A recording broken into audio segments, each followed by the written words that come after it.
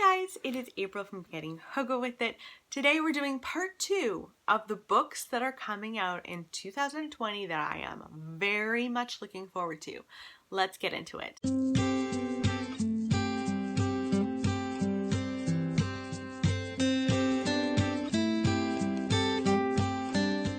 So if you haven't seen part 1, I'm going to link that below. You should go and watch that. After you watch this one, I think we're going to have an amazing year of reading. I shared 8 books there. I'm going to share 8 more here. The first book I have to share with you, there's not a lot known about, but I was very excited to find out that Gail Honeyman is coming out with another book. It is untitled. There's no information about the book itself other than the fact that it's apparently coming out in April. Interesting that there's nothing about it and it's coming out in April. Anyway, if it comes out in April, I will definitely be reading that and picking that up. Next up is Things in Jars by Jess Kidd. I don't know whether this has already come out in Britain, but here it's coming out in February, early February. I read Mr. Flood's Last Resort, also called The Hoarder in England, and I really enjoyed it. And so when I found out Jess Kidd is coming out with another book, I was very much excited. So this takes place in Victorian London. And we follow a female sleuth. And what I love about her books is she always takes people who would not usually be detectives and put them in that kind of situation. And I imagine in Victorian London, there weren't a lot of female sleuths. So in this book, our female sleuth's name is Bridie Devine. She is trying to find out what happened to little Christabel Berwick, which is a daughter of Sir Edmund Berwick. She is kidnapped, and this child is supposed to be quite different. She's supposed to have supernatural powers, and our protagonist will stop at nothing to uncover what happened to this little girl. She's even willing to unearth some of her own past that she really doesn't feel like going through. And she's got quite a little cast of characters who are helping her on the way. There is a 7-foot-tall housemaid, a melancholic, tattoo-covered ghost, and an avuncular apothecary. Sounds so strange. So it's meant to be this gothic mystery that just sounds really wonderful. Next is The Book of Longings by Sue Monk Kidd. This one is coming out in April, end of April. I read The Secret Life of Bees this year, and I'd read The Invention of Wings. I think she's a beautiful writer. And we've got another historical fiction book here. It's set in the 1st century, which I think is really unique.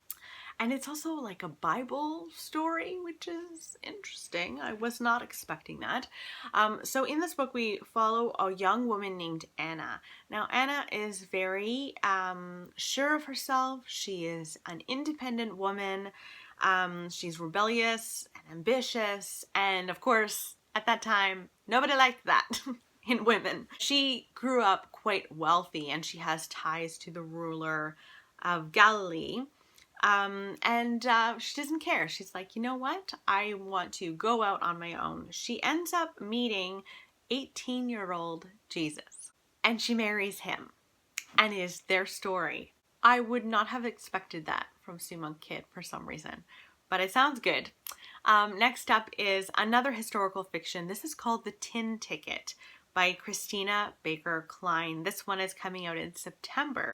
Now, unfortunately, there's nothing known about this book yet. There's no cover, there's no synopsis, but there is a title, The Tin Ticket. I have no idea what it's about, but I will definitely read that. I read The Orphan Train by Christina Baker Klein, and I really enjoyed it. It got me out of a reading slump, so I would be happy to pick that one up. Next is a book that I thought was coming out in 2019, and it didn't. And it made me sad, but it is coming out soon enough. This is Mallory by Josh Malerman. This is the sequel to Bird Box, and it's coming out in May. So all we know about this book is that we follow Mallory after we ended Bird Box. I can't really give anything more away here or I will ruin Bird Box for those who have not read it. But it is the continuation of Mallory's story, and I had always hoped there would be a sequel to Bird Box. It ends in a way that as soon as I read the ending, I was like, ooh, I hope that it continues at some point. And I mean, it was so successful on Netflix, the movie itself, that I kind of suspected that this would happen.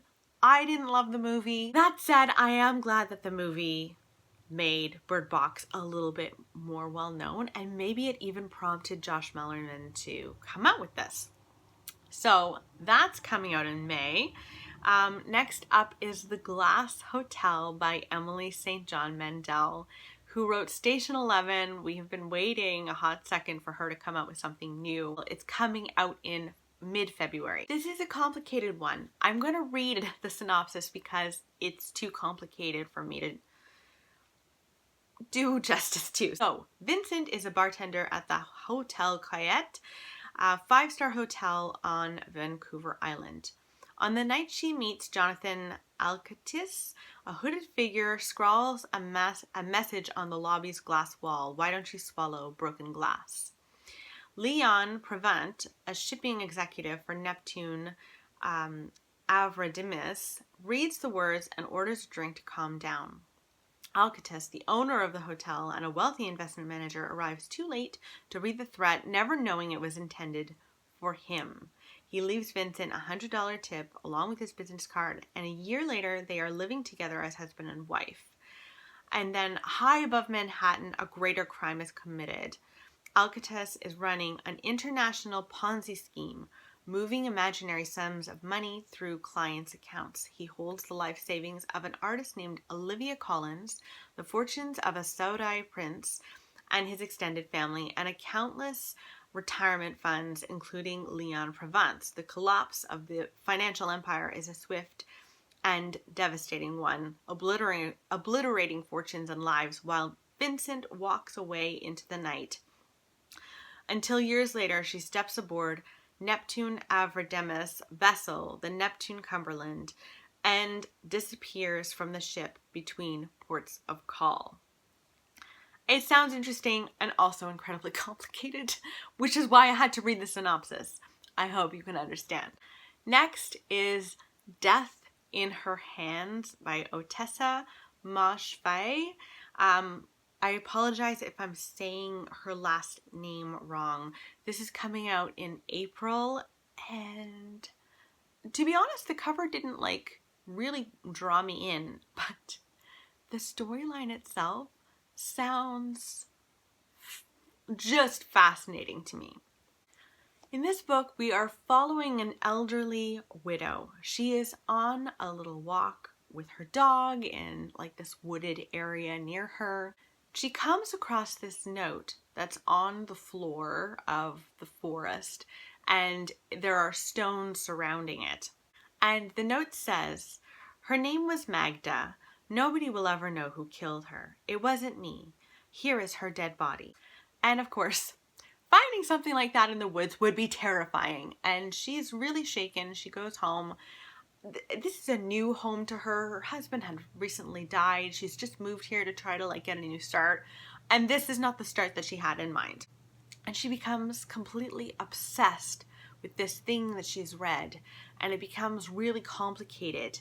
And it says that as we follow her in her investigation, our faith in her grip on reality weakens until finally, just as she seems to be facing some of the darkness in her own past surrounding her late husband, we are forced to face the prospect that there is either a more innocent explanation for all of this or a much more sinister one that strikes close to home.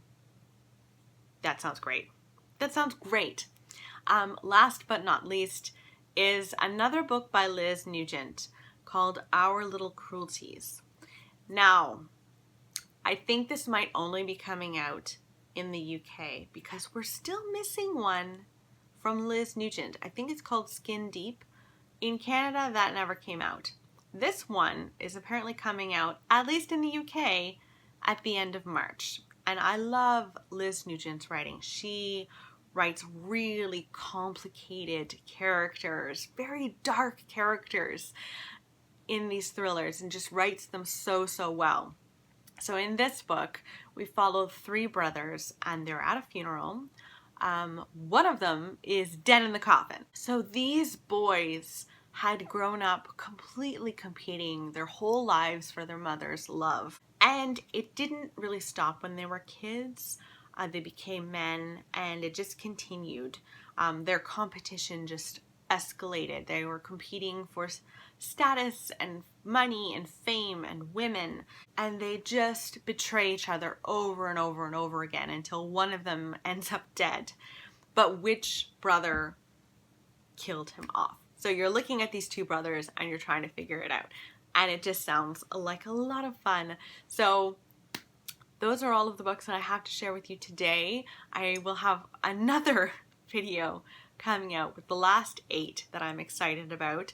Let me know in the comments below if there's a book that I mentioned today that you're excited about. I'd love to know which one you're most excited to read. And I'll see you next time. Bye, guys.